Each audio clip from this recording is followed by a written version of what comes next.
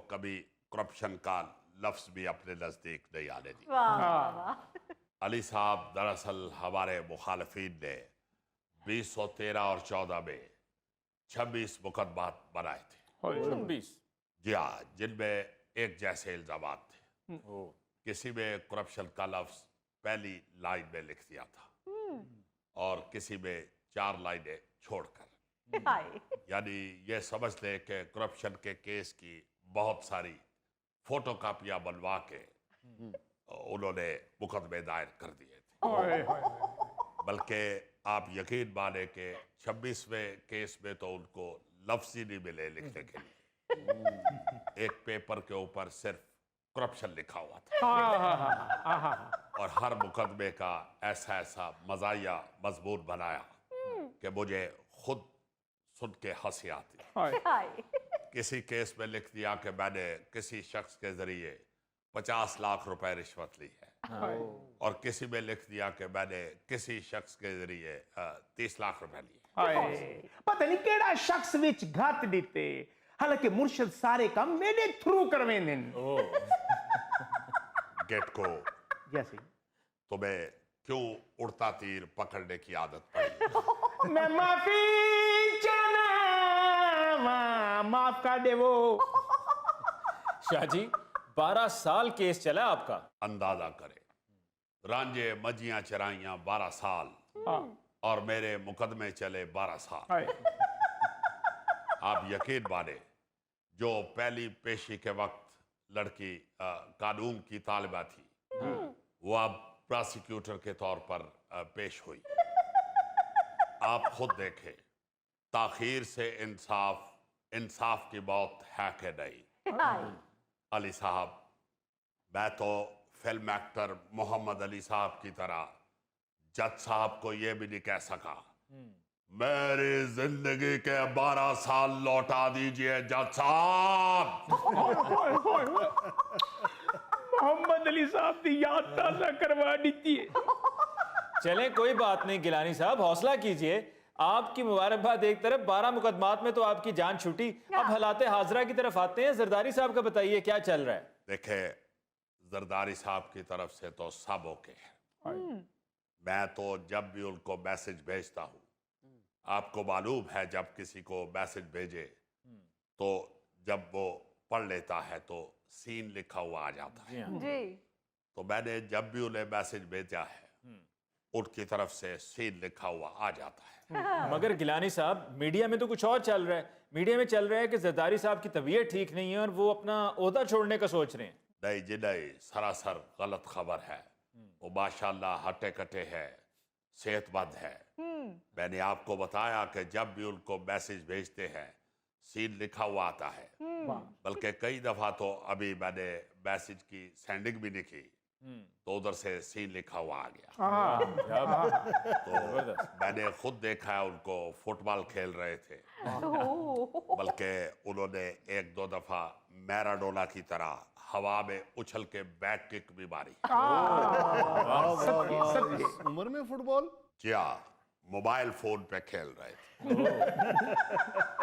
بلکہ میں تو اوپن چیلنج کروں گا، اگر کسی کو ان کی صحت پہ شک ہے تو ان کے ساتھ پنجہ لڑا کے دیکھ لیں۔ اس لیے یہ خاطر جمع رکھیے کہ نہ ہی وہ عہدہ چھوڑ رہے ہیں اور نہ ہی کوئی ان کو اس طرح راہ جاتے ہوئے تبدیل کر سکتا ہے۔ زبردست۔ وہ علی وہ صدر پاکستان ہے، کوئی غسل خانے کی ٹوٹی نہیں ہے جو کوئی ان کو تبدیل کر دے۔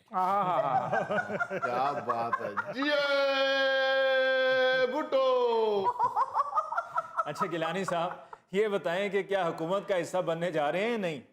دیکھیں علی صاحب، میں نے تو تجویز دی ہے کہ یا حکومت کا حصہ بن جائے یا عوام میں چلے جائے۔ واہ، اس بات کو اب کسی بننے لگنا چاہیے، لیکن آپ بھی جانتے ہیں کہ حتمی فیصلہ تو CEC سینٹرل ایگزیکٹو کمیٹی نے کرنا ہے۔ واہ، میرا کام تو صرف مشورہ دینا ہے۔ مگر گیلانی صاحب، خواجہ آصف صاحب تو کہتے ہیں کہ ملک میں ہائیبرڈ سسٹم چل رہا ہے۔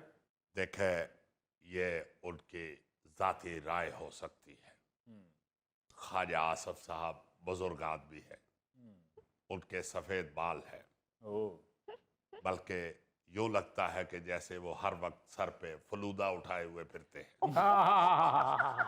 सच के वजह कितों लफ्ज घिना दे रहे हो? मैं तो इस हवाले से सिर्फ इतना ही कह सकता हूँ कि मैं तो हाइब्रिड की जगह ऑन ग्रिड और नेट मीटरिंग पर यकीन रखता हूँ। मुल्क में जमहूरियत है, जी हाँ, जिसकी आवाम में गहरी जड़ें हैं, वो पार्टी कहीं नहीं जाती। जी, अलबत्ता ये ज़रूर है कि मिल के चलना चाहिए। वाह, अगर मिल के चलेंगे तो तरक्की की लाइन सीधी रहेगी। आपने देखा होगा कि जब काश्तकार खेती बाड़ी कर रहा होता है तो दोनों बैल मिल के चलते हैं तो लाइन सीधी रहती है। वाह, अगर दोनों बैल मिल के ना चलेंगे तो लाइन पुठी सीधी थी वैसी।